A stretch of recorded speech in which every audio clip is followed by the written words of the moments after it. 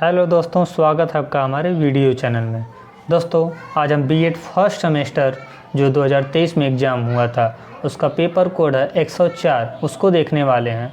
जिसमें से जो दो पार्ट में सेक्शन ए और सेक्शन बी होता है, उसमें से हम लोग सेक्शन बी का जो ऑब्जेक्टिव क्वेश्चन है उसको देखेंगे कि कैसे प्रश्न पूछे गए हैं और अगली बार कैसे कैसे प्रश्न आ सकते हैं। तो देख सकते हैं कि इसमें 40 प्रश्न दिए गए हैं, यानी कि इस परीक्षा में 40 प्रश्न पूछे जाएंगे। जो प्रत्येक क्वेश्चन का मार्क होगा 1.5 नंबर का होगा, यानी कि 40 प्रश्नों को मिला करके 60 नंबर के क्वेश्चन होंगे, जिसमें सभी प्रश्नों को हल कर ले अनिवार्य होंगे। तो हम लोग देखते हैं कैसे प्रश्न आए थे। मैंने जो एग्ज़ाम दिया था वही पेपर है, क्वेश्चन पेपर आप लोग देख सकते हैं। पहला क्वेश्चन है NEP 2020 के अनुसार ECCE का पूर्ण रूप है, फुल फॉर्म पूछा है। तो इसका आंसर हो जाएगा option number D, early childhood care and education. Question number 2 है, मतदान का अधिकार देकर भारत का संविधान स्थापित करता है। तो क्या स्थापित करता है? ऑप्शन ए कह रहा है कि सामाजिक लोकतंत्र, और दूसरा कह रहा है कि राजनीतिक लोकतंत्र, यानी कि मतदान का अधिकार देकर के क्या करता है? ऑप्शन नंबर बी सही हो जाएगा, राजनीतिक लोकतंत्र। क्वेश्चन नंबर 3, किसने लोकतंत्र को लोगों के लिए और लोगों द्वारा सरकार के रूप में परिभाषित किया है? ये तो आप लोग जानते होंगे किसका परिभाषा है, किसने कहा है? अब्राहम लिंकन का कथन है, अब्राहम लिंकन ने कहा था। फिर चौथा नंबर प्रश्न देख सकते हैं कि कह रहा है कि लोकतंत्र के आकलन के संदर्भ में निम्नलिखित में से कौन सा विषम है, यानी कि लोकतंत्र के अनुसार देखा जाए तो कौन सा इन सबसे अलग है? ऑप्शन ए कह रहा है स्वतंत्र एवं निष्पक्ष चुनाव, व्यक्ति की गरिमा, बहुमत नियम, कानून के समक्ष समान व्यवहार। यानी कि इसका ऑप्शन ए, बी और डी तीनों एक जैसे हैं, लेकिन ऑप्शन नंबर सी जो है बहुमत नियम, ये तीनों से भिन्न है, विषम है।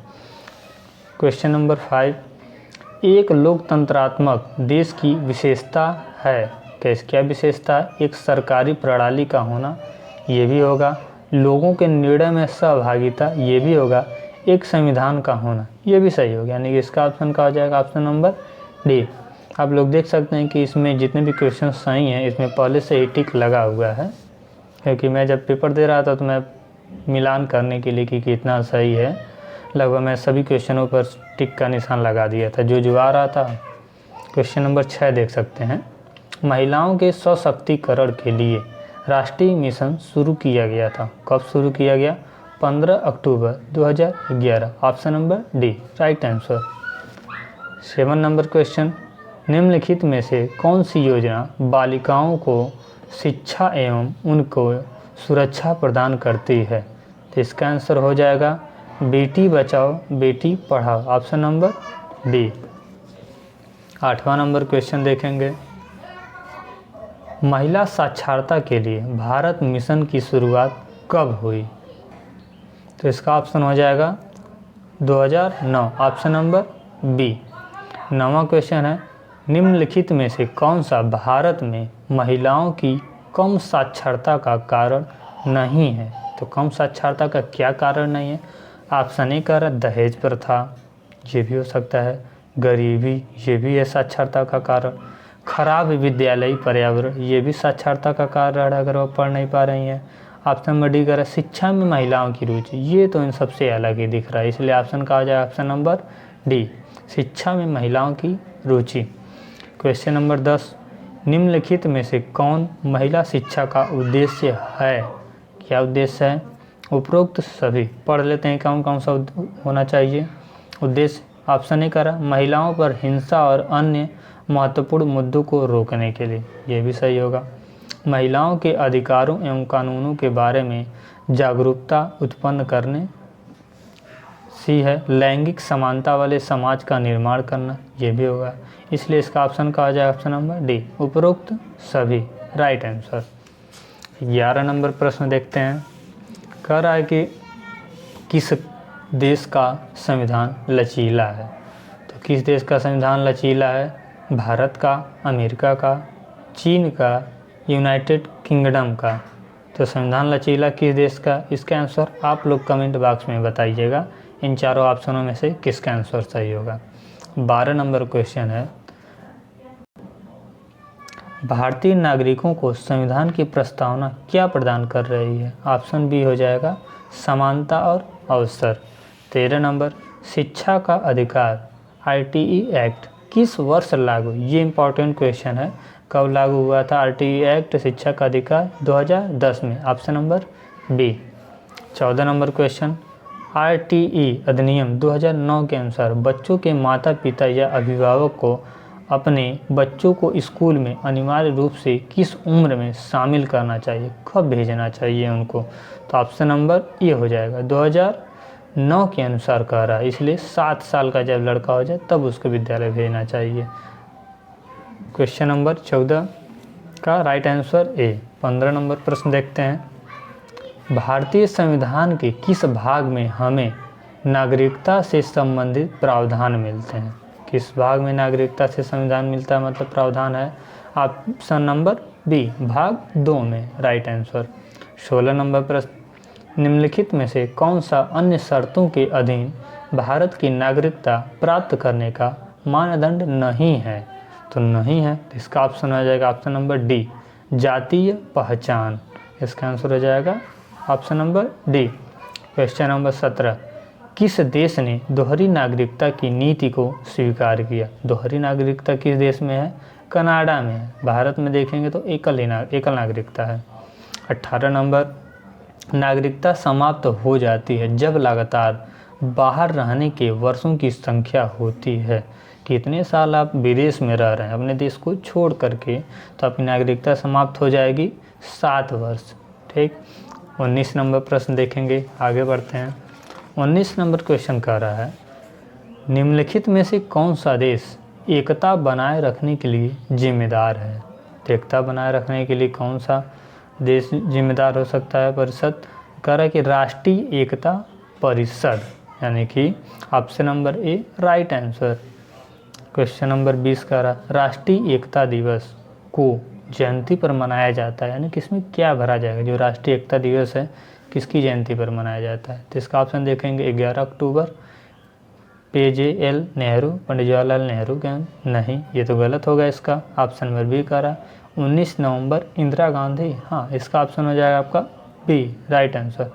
फिर दे रहा है कि 31 अक्टूबर महात्मा गांधी, ये तो इसका गलत आंसर होगा। इसी का एक और आंसर दिया था, सरदार वल्लभ भाई पटेल भी थे उसी में। 21 नंबर क्वेश्चन दे सकते हैं, सांप्रदायिक सद्भाव के लिए राष्ट्रीय फाउंडेशन की स्थापना कब की गई? कब की गई थी? 1992 में। इसका आंसर हो जाएगा सी। 22 नंबर क्वेश्चन देखते हैं, कह रहा है निम्न में से किसने ऑपरेशन ब्लैक बोर्ड परियोजना शुरू की थी? तो किसने शुरू की थी? राष्ट्रीय शिक्षा नीति 1986 ने शुरू की थी, यानी कि ऑपरेशन ब्लैक बोर्ड परियोजना की शुरुआत किसने की थी? राष्ट्रीय शिक्षा नीति NEP, यानी कि 1986 के अनुसार।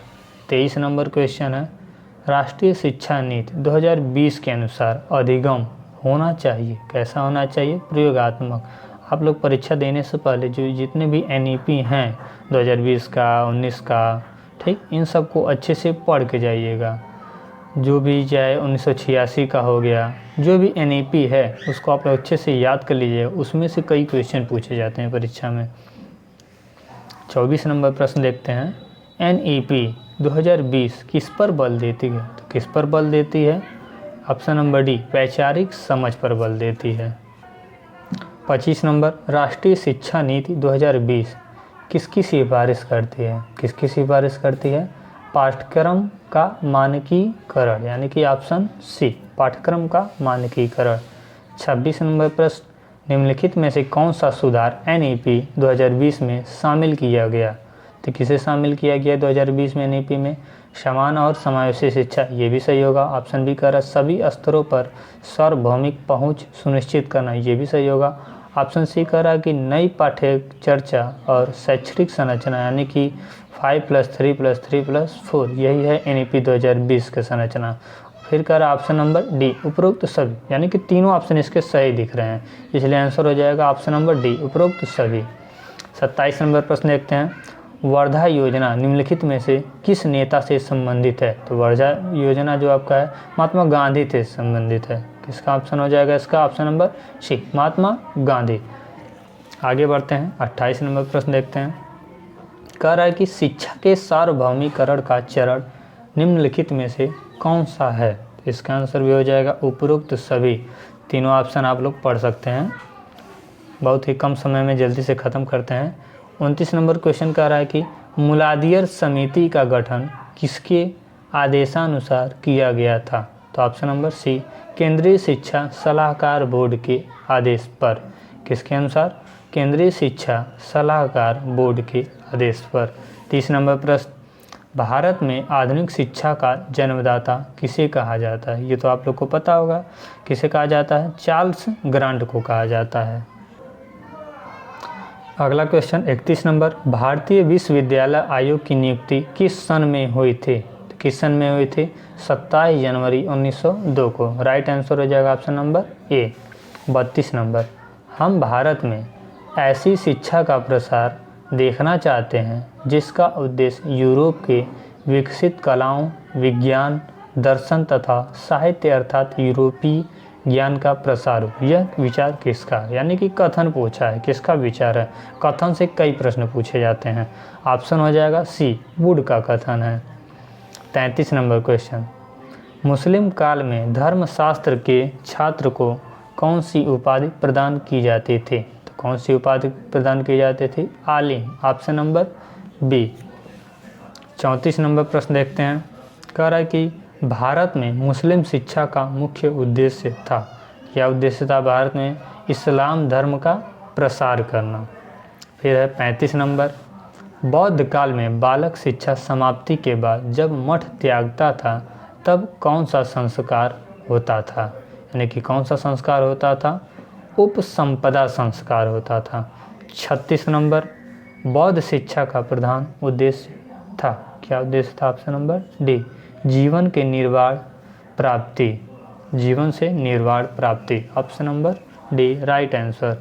इसी तरह आप लोग देख सकते हैं 37 नंबर प्रश्न कर रहा है, सर विलियम हंटर निम्न में से किस आयोग के अध्यक्ष थे? Option number B right answer, भारतीय शिक्षा आयोग के अध्यक्ष थे। 38 नंबर प्रश्न कर रहा है, परा एवं अपरा विद्याएं संबंधित हैं, ये वैदिक शिक्षा से संबंधित हैं। 39 नंबर क्वेश्चन, समापवर्तन का अर्थ है? समापवर्तन का मतलब क्या है? गृह वापसी, यानी कि शिक्षा को प्राप्त करने के बाद घर को वापस। 40 नंबर प्रश्न, वैदिक शिक्षा का प्रमुख संस्कार था। वैदिक शिक्षा का प्रमुख संस्कार क्या था? उपनयन संस्कार था। बौद्ध शिक्षा में हम लोग पढ़े हैं, क्या पढ़ें? उपसंपदा पढ़े हैं। इसमें क्या हो जाएगा आपका? उपनयन संस्कार। इसी तरह हम लोग 40 प्रश्न देख चुके हैं, जिसमें से सभी क्वेश्चन को हल करना अनिवार्य था, क्योंकि माइनस मार्किंग तो है नहीं। पीछे कुछ निर्देश भी दिए गए हैं, जिसको आप लोग अगर पढ़ना चाहें तो पढ़ सकते हैं, देख सकते हैं क्या निर्देश दिए गए हैं। इसी तरह यदि आपको वीडियो पसंद आया हो तो वीडियो को लाइक और चैनल को सब्सक्राइब जरूर करें। बीएड संबंधित सेमेस्टर वाइज जो पेपर हुए हैं, अन्य पेपर को देखने के लिए हमारे चैनल पर आप लोग उस पेपर को भी देख सकते हैं। धन्यवाद।